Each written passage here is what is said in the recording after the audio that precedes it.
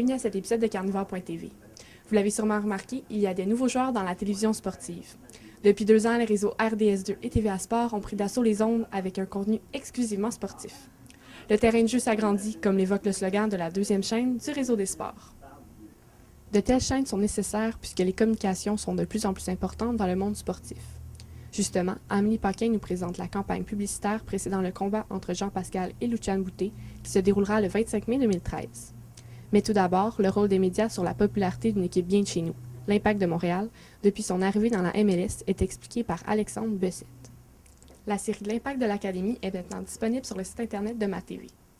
Comme quoi la diversification des plateformes est utilisée pour attirer le plus d'attention possible. L'Impact de Montréal a fait son entrée dans la Major Soccer League en 2012 après une saison plutôt décevante dans une ligue plus ou moins dominante, soit la United Soccer League.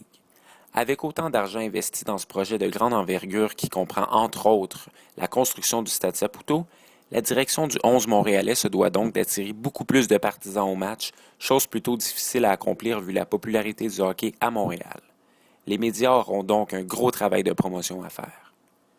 Les dirigeants de l'équipe se doivent ainsi de travailler sur l'image de l'organisation afin de changer le comportement des Montréalais en les incitant à venir assister au match. Pour faire sentir l'importance d'un produit, le moyen de le faire sentir, c'est via les médias. C'est vrai pour l'Impact, c'est vrai pour le sport, c'est vrai pour tout. Si vous passez dans les premières nouvelles télévisées, c'est toute la différence du monde. Si vous êtes à la première page du Journal de Montréal, c'est toute la différence du monde. Aujourd'hui, on est en la page couverture. Alors c'est sûr, sans jeu de mots facile, ça a de l'impact à ce moment-là, c'est clair. Alors, mais ça c'est une fois à quelques moments. Alors, plus tu réussis à être très suivi, très présent dans les médias, mieux c'est, ça c'est sûr. L'Impact de Montréal a toujours fait partie de l'actualité sportive montréalaise. Mais depuis son arrivée dans la MLS, l'importance qu'elle occupait ne cesse de grandir. La couverture médiatique de l'organisation a d'ailleurs changé pour le mieux dans les médias sportifs. L'Impact a besoin des médias, l'Impact a besoin de RDS pour que les gens soient bien au courant de tout ce qui se passe avec l'équipe. Ça, c'est une certaine forme de publicité, dans le fond. Quand il y a des nouvelles entourant l'équipe, bien, ça devient de la pub pour l'équipe, que ce soit de la bonne pub ou de la mauvaise pub. L'Impact en a besoin, en tout cas, pour attirer un certain public. Puis je pense que la relation se fait bien. L'Impact a appris au fil des ans à dealer avec les médias, si tu me passes l'expression, parce que ça n'a pas toujours été facile. En attirant des vedettes du soccer telles que Marco Di Vaio, le club montréalais s'assure de grandir en popularité. Les joueurs ont eux aussi leur rôle à jouer dans la popularisation de l'équipe.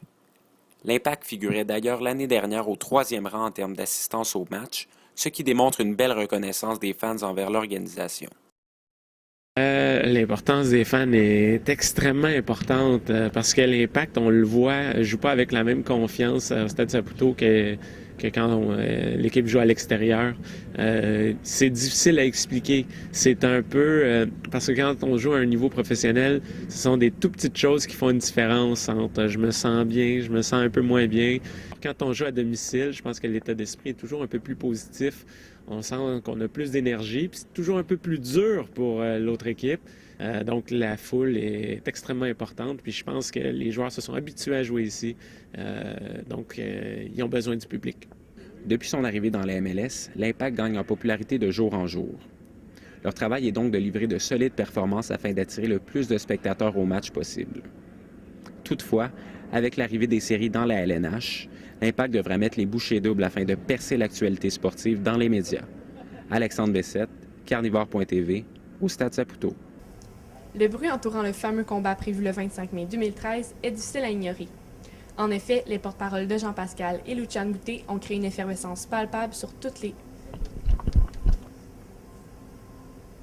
Le bruit entourant le fameux combat prévu le 25 mai 2013 est difficile à ignorer. En effet, les porte-paroles de Luciane Boutet et Jean-Pascal ont créé une effervescence palpable sur toutes les plateformes de communication. Le public qui est ciblé ne manque pas de contenu. Des entrevues, des topos et des articles sont disponibles pour les fans de boxe. Amélie Paquin nous expose les dessous d'une campagne publicitaire qui possède une envergure impressionnante et qui semble efficace. Bien que controversée à cause de sa violence, la boxe est un sport très apprécié par les Québécois. Elle attire de nombreuses foules dans plusieurs villes canadiennes. Le combat tant entendu entre les deux boxeurs favoris du Québec, Jean-Pascal et Lucienne Boutet, est maintenant confirmé en date du 25 mai prochain. Depuis l'annonce officielle de l'affrontement, l'événement suscite un grand intérêt auprès des médias. Pour s'assurer de la réussite de l'événement, une campagne publicitaire est de mise. Des événements promotionnels doivent être mis en place tels que des conférences de presse, des entraînements publics ainsi qu'une pesée officielle qui aura lieu quelques jours précédant le combat. Donc, tu lances un premier message général, vraiment à tout le monde, puis après ça, tu peux passer dans des points plus spécifiques, dans des entrevues individuelles, par exemple. Okay. Puis ça donne aussi un contexte d'avoir une proximité avec le public, puis d'avoir aussi de montrer que l'événement est gros, parce qu'il y a beaucoup de participation du côté des commanditaires ou ces gens-là. Fait que c'est vraiment ces objectifs-là qu'on essaie de rencontrer quand on fait des événements médiatiques, qui sont parfois même publics aussi. Lors de la première conférence de presse, les promoteurs ont annoncé qu'ils voulaient remplir le Centre Bell de 20 000 spectateurs. Les démarches pour arriver à ce chiffre devront être effectuées astucieusement par les promoteurs en engageant des relationnistes en fonction de tout ce qui entoure les boxeurs.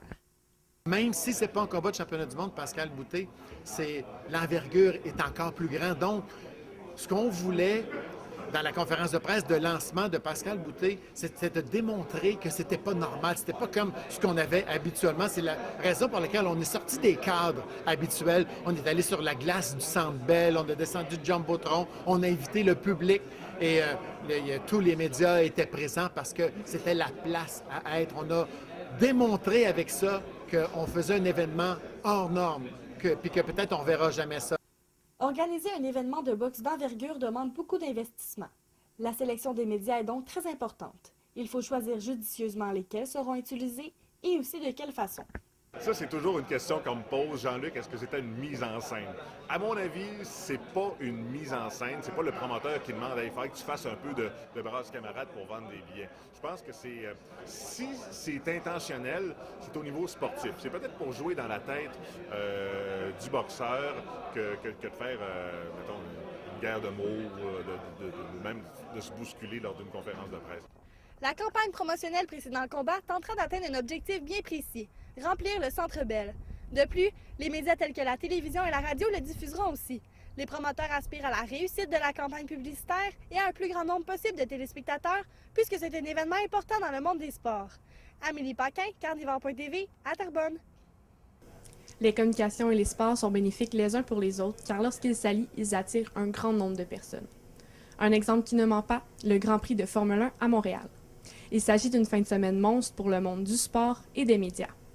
Alors que toutes les caméras seront rivées sur la métropole le 7, 8 et 9 juin 2013. Sur ce, je vous propose de visiter notre site internet pour voir tous nos épisodes. Simone Lérette pour Carnivore.tv, à Terrebonne.